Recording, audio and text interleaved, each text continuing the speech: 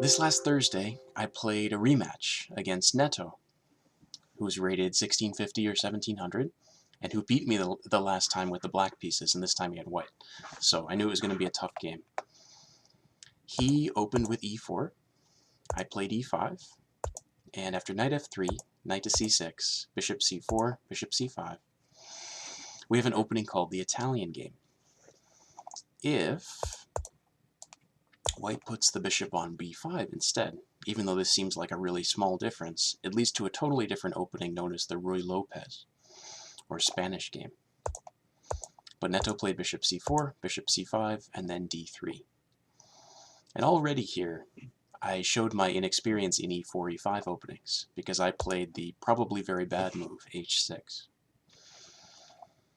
I really wanted to play knight to f6, but I was a little bit worried about bishop to g5, pinning my knight to the queen on d8. And I wasn't exactly sure how to deal with that kind of pin. I think if I had more experience in e4, e5 openings, I would know what you're supposed to do about that.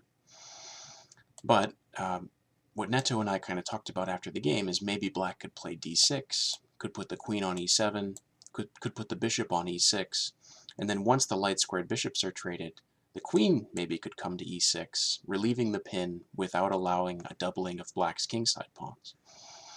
And even if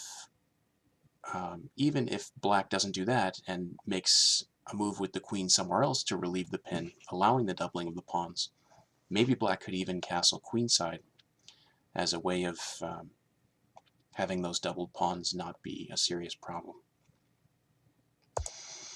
But I'm not sure.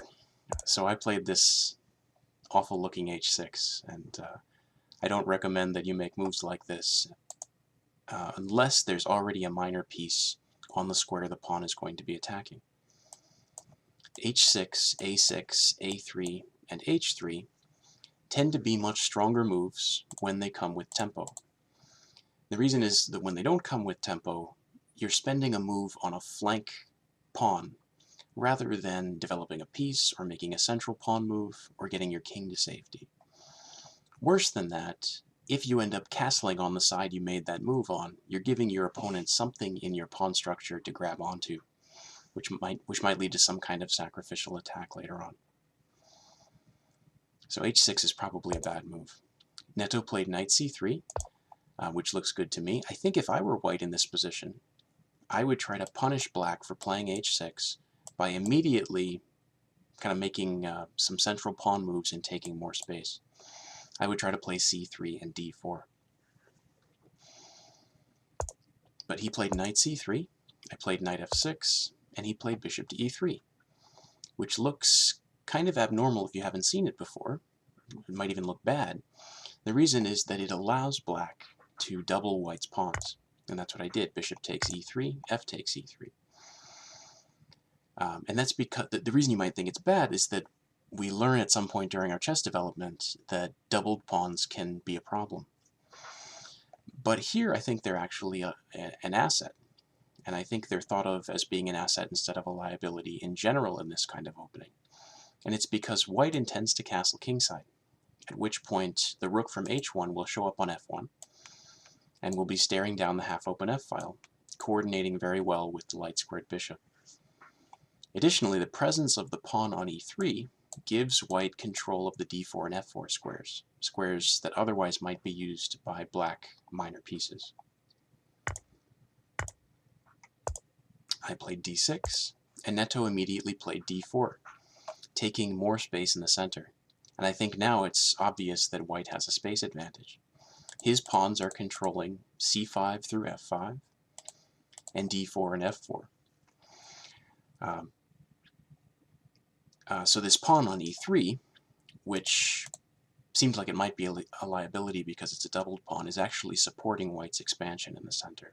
I think this is a strong idea from white. I castled kingside, and here I expected that Neto would do the same. It's a very natural move here. It gets the white king to safety, and it puts the rook immediately on this half-open f-file. There may be tremendous pressure against f7 at some point. There may be a sacrifice on f6. Who knows? And it gets the white king out of the center, which means that there won't be any tactics involving pinning something to the king, as we'll look at in a second. Neto instead played queen d2.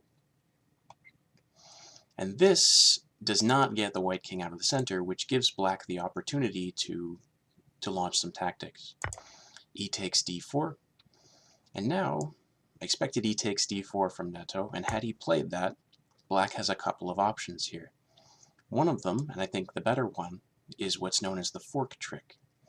Sometimes, you typically do this with black, you can capture white's pawn on e4. This is usually done when it's defended by a knight on c3 and when there's a light squared bishop on c4. And then once the knight recaptures on e4, black's down a piece, but black can immediately play d5, forking the bishop on c4 and the knight on e4. And you might say, well, why is black interested in doing this if it doesn't actually win any material? After all, white will get this pawn back one way or another. And the answer is that prior to this happening, white had a pretty nice, pretty big pawn center that was holding on to a lot of space for him. But if black can,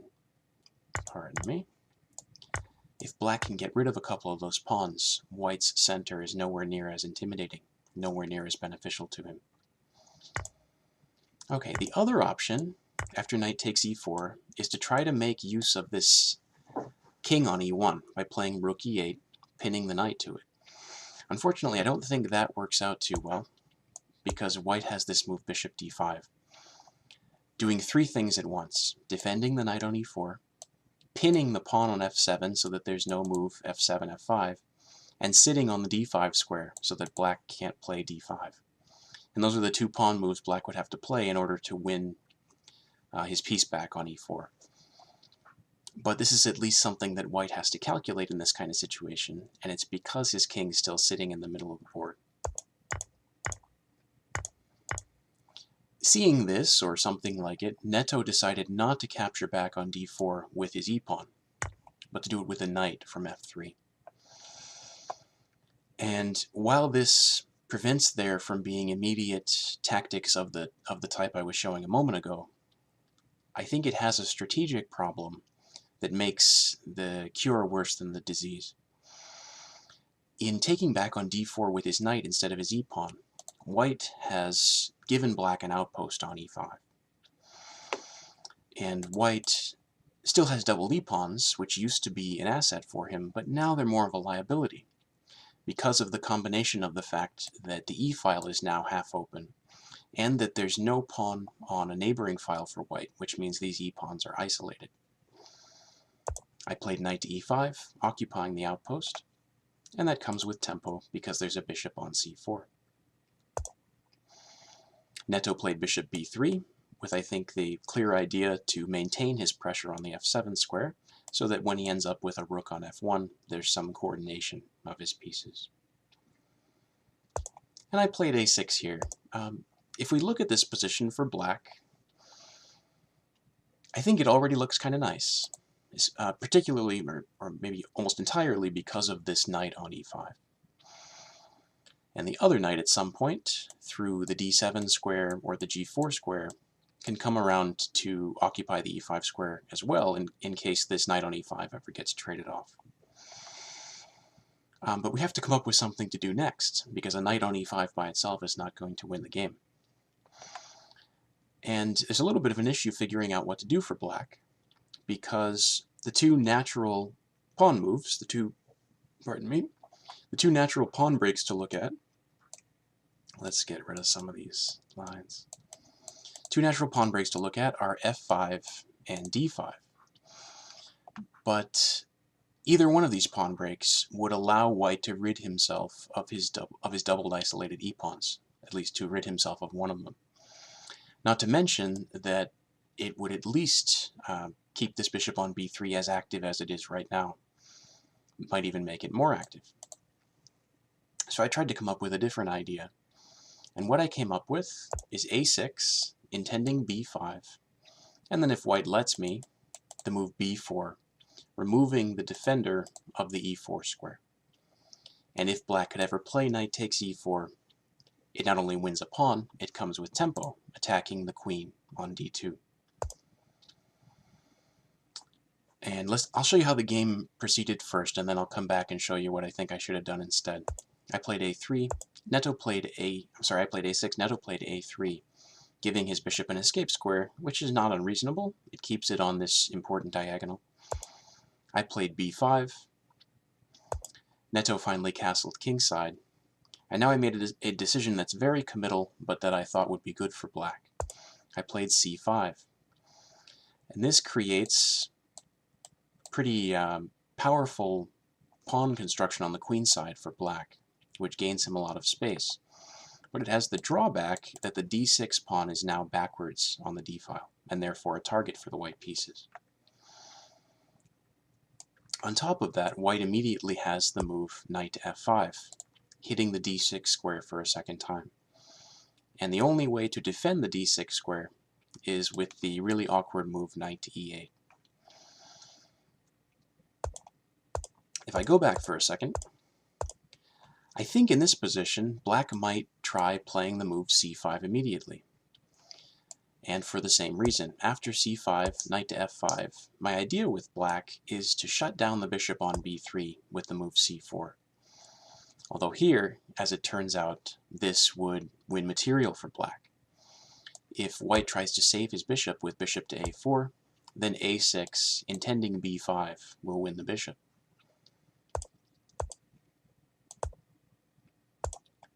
So I think I could have gone ahead with my c5, c4 idea, which was my way of shutting down the bishop, without playing a6 and b5, which turned out to be unnecessary.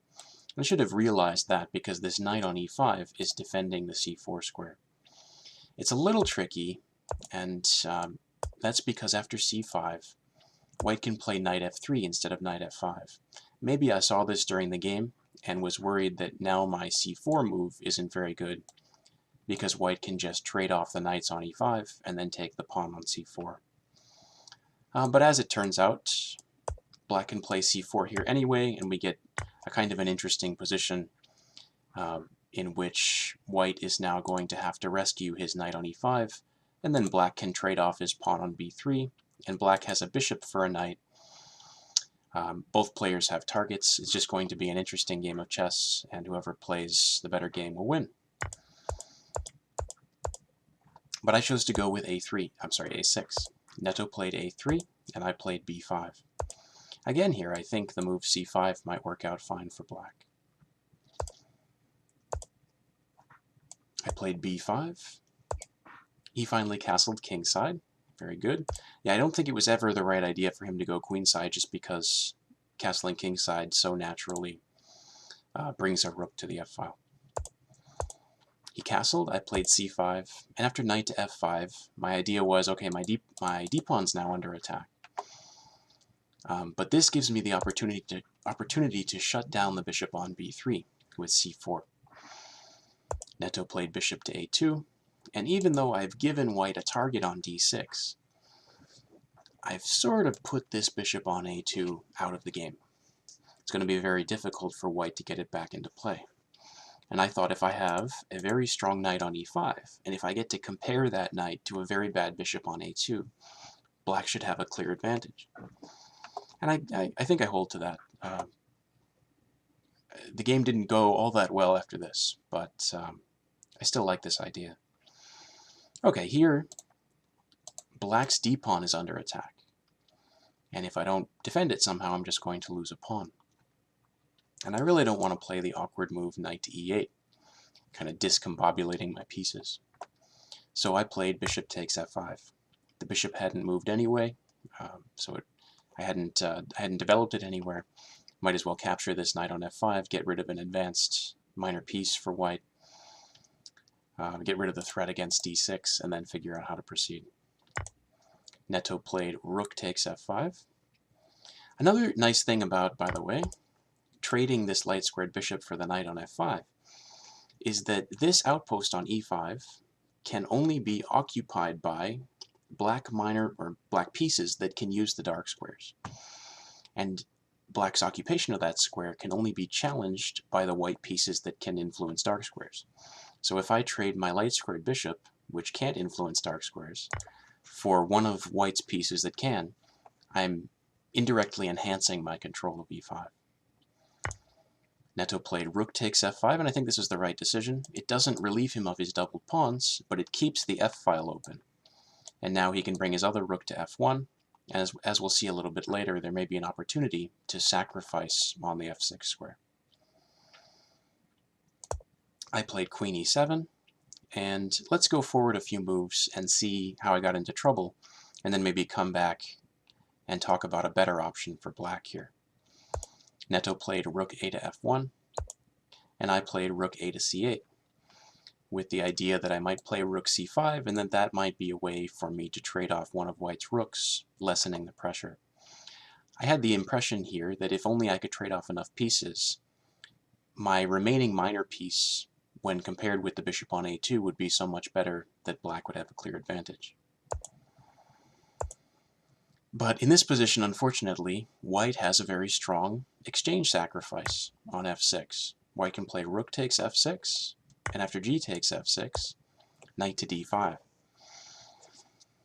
with a double attack on the queen on e7 and the pawn on f6. And after some move for black, like queen d8, white can capture on f6, for example, with the knight, and after black moves his king, probably to h8, white's attack looks very scary. The queen and rook can use the f-file and the g-file, and will be supported by the knight on f6. And you can imagine all sorts of ways in which black might end up getting checkmated.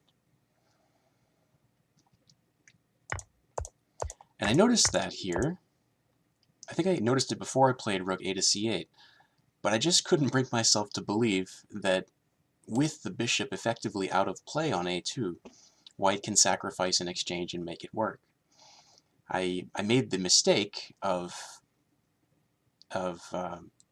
coming up with, I guess, a strategic answer to a tactical problem. But unfortunately, when the tactics work out a certain way, it doesn't matter how much you know about strategy, you have to figure out how to deal with those tactics. And we'll talk about how I should have done that in a second, but first let's go on. Neto played h3, taking control of the g4 square, and I played rook c5. And now my idea is, if white goes forward with this exchange sack on f6, and g takes f6 and knight d5, when I get to this position, if I start calculating and I realize that this is bad for black, I can always play rook takes d5, giving the exchange right back, and once white fixes his pawn structure, okay, there will be a target on f6, but that's at least somewhat compensated for by the fact that my knight on e5 is a stronger piece than his bishop on e2. But Neto instead played b4.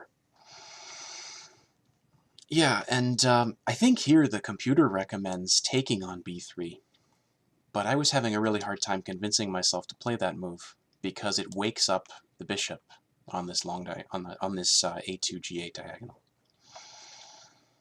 So I played rook c to c8, satisfied that this white bishop is going to be very hard to bring into the game. It's not only staring at a black pawn that he can't do very much about, it doesn't have much hope of being activated through the b1 square because there's a pawn on c2 and a doubled isolated pawn on e4, blockaded by a knight on e5. So I really thought this ought to be somehow an amazing position for black. Oops, I've still got the exchange sack on the board. Neto played b4 here, and after rook c c8, I thought that this should be a very good position for black. Unfortunately, again here, white has rook takes f6, and after g takes f6, knight d5. Yeah, and it's just the same story. Black makes some move, white will probably take this f6 pawn with tempo, and then the queen, rook, and knight turn out to be very dangerous against this now exposed, or somewhat exposed, black king. It's a little bit of a strategic travesty that this bishop on a2 can be out of the game, but white can still have a nice attack here. I've got to do a better job of calculating the tactics in the future and not just go with strategy. But Neto did not play rook takes f6. He played queen to f2. which means he has missed what turns out to be his last chance to sacrifice on f6. I played knight e to d7, eliminating the sacrifice, and opening up a double attack, or opening up a second attack on the e4 square. And now all I want to do is try to take that pawn. I was thinking that he might defend with the move queen f3 or queen f4. And my response was going to be rook c to e8, putting more pressure on that pawn and hopefully capturing it on the following move anyway. Neto played knight d5, giving up this pawn on e4. I took it with the queen. He played knight takes f6, and after knight takes f6, it looks kind of scary for black, because white might try rook takes f6 here, and after g takes f6, queen takes f6. He might have some hope of going after the black king. But unfortunately, black can take this pawn on e3 with check, and easily afterwards get back to some square e5, e6, g5, on which he offers a queen trade and begins the process of covering up his king.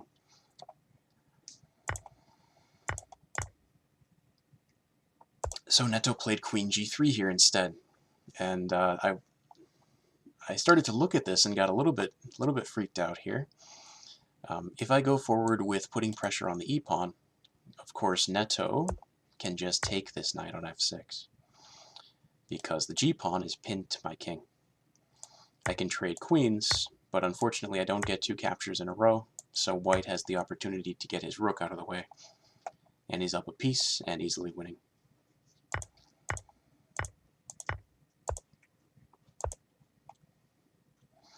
And I thought about playing knight h7 as an alternative, just a way of getting the knight out of the way.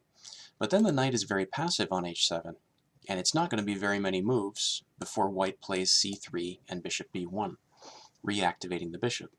And at that point, the bishop will be clearly better than the knight. It'll be a reversal of the status of the minor pieces. But then I saw this move knight d5, finally, after staring at the position for who knows how many minutes. I finally realized knight d5 was legal, and it turns out to be very strong, luckily for me. Black threatens either queen takes e3 check, trading queens, or knight takes e3, forking the rooks on f1 and f5. There's no more piece on f6 for white to capture. And Neto blundered here, but I don't think there's really a good move that white has to defend himself in this position.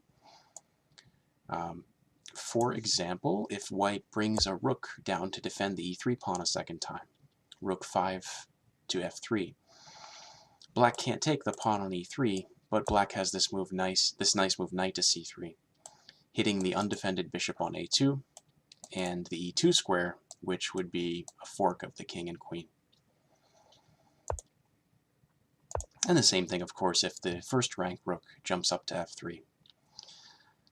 What Neto played is queen takes d6, which allows something that he pointed out to me after the game he missed, unfortunately. Black has knight takes e3, and I think he saw that this was a fork of the f1 and f5 rooks, but he didn't see that it also supports an attempt by the queen to deliver checkmate on g2. And at this point, white is losing at least an exchange, probably more than that in short order, but at least an exchange immediately, and this bishop on a2 is still out of the game. So Neto, and white is down a pawn, so Neto chose to resign here. It was an exciting game, and we have, I guess, an even score in our 2 recent games. We'll have to see what happens the next time. Thanks a lot.